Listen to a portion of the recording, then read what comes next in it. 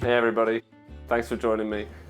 This video is a deep dive into one of my latest guitars, which is the first of a series of 50 guitars, I know, that are celebrating the 50 greatest trees in the UK.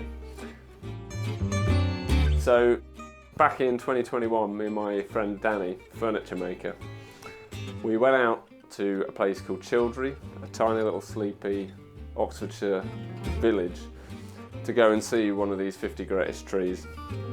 And we were on the hunt for a cedar of Lebanon tree, the first cedar of Lebanon tree planted in the UK in 1642 by the rector of the village, who'd come back with a cedar of Lebanon seed, popped it in his garden, and now there's a magnificent cedar of Lebanon tree. We had to knock on a few doors, and I think we disturbed the people living in the house. So if you're watching, thanks guys for letting two random dudes walk around your garden. But anyway, we saw this tree, and by this point we've seen about 9 or 10, I think, out of the 50. So we've ticked a few off the list, and we were talking and we thought, why don't we make a piece each for every one of these 50 trees? And what you're looking at today is the result. So we've got cedar of Lebanon top, cedar of Lebanon neck, English walnut back and sides, ebony bridge, moustache ends, fingerboard, and a bit of cedar of Lebanon on the head plate as well, and some nice little decorative appointments using haddock, walnut and maple for this kind of nice brown, white and red colour scheme that's kind of throughout the whole thing. So cedar of Lebanon is beautiful wood, but it's not really where the party's at on this guitar. It's got some absolutely stunning figured English walnut on the back and sides. I mean, this stuff is just outrageous.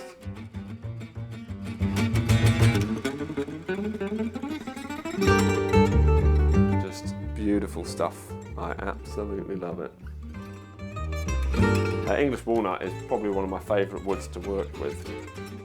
It's so light, it's rich in tone, it's not as bright as rosewood, but it's not as kind of woody as mahogany.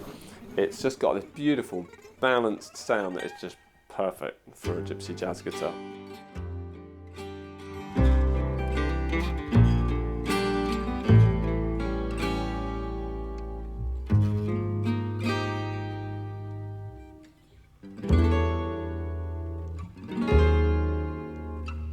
To find a wood that's going to work for the front of the guitar, which is the main sound producing component, and the neck, which has a completely different role. It's all about structure and strength, but also lightness, because you don't want a guitar that's going to be top heavy.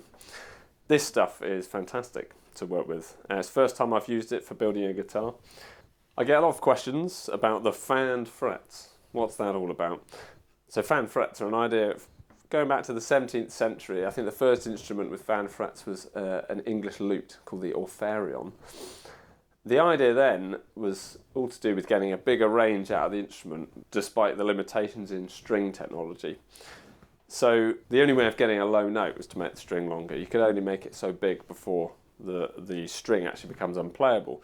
So we need more length, but then a longer instrument means it's hard to get the high notes.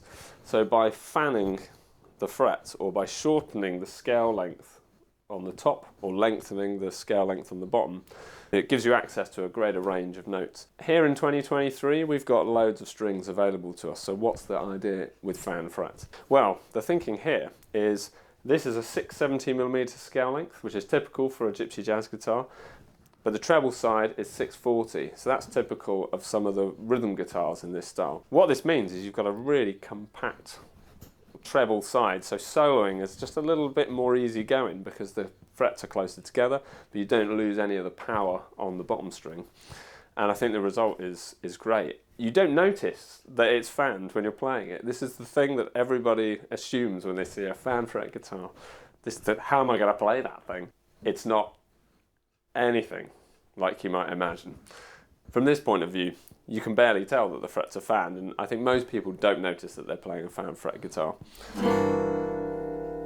But you get all the benefits of the sound. The thing about the fan frets is the high strings just have a bit less tension in them, so everything's really sort of snappy. love it. But then when you hit those bottom notes, it's a kind of resistance to the strings, which is great. But you could do that by picking out a hybrid string set, like, you know, a set of 11s and a set of 10s, and take 3 strings of each.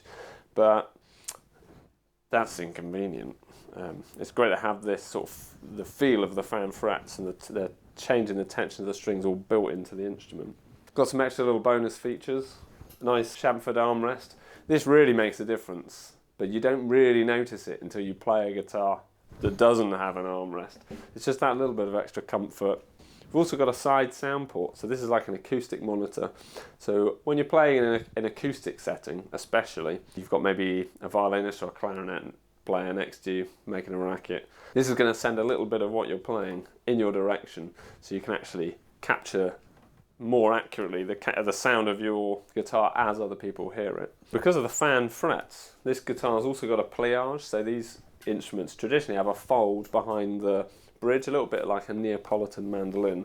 And the tricky thing on this guitar was that pliage has to run at an angle to the grain. This is the 4th fan fret guitar in this style that I've made. And one of the differences that I like to implement is to actually bring the grain perpendicular to the pliage, and that way the stiffness of the top is balanced out much better. In this case, because the fanning is kind of marginal, I've kept the grain running in the direction of the neck. The thing I love about the sound of this guitar is it's got a real lightness and snappiness to it. All the kind of exciting gypsy jazz licks just sing out of this thing. I love it. It's just got this punch to it that none of the other guitars I've made sort of have in the same way, and I think that's the Cedar of Lebanon soundboard. So one of the other things I put on my gypsy jazz guitars is I put quite a thin bridge, because I like to sort of take a bit of the weight out.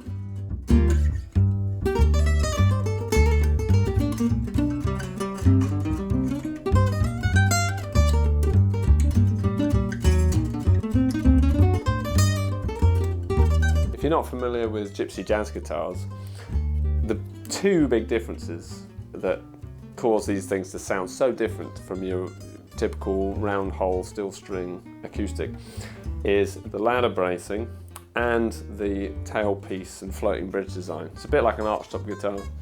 All the forces of the strings are pushing into the top rather than pulling the top outwards. And this just creates a different kind of integration between the bridge and the top. It just causes it to sound so different. Gives it that really punchy rhythm sound.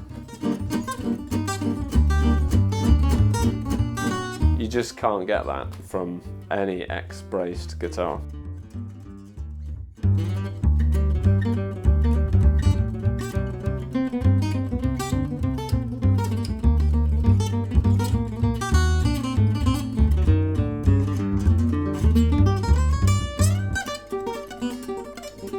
So we're going to go see another tree soon. Going to build another guitar. Don't know where we're going to go yet. I'll put a link to the 50 great British trees down below. Thanks for watching, everybody. Don't forget to click like and subscribe. All links are below. Have a great day.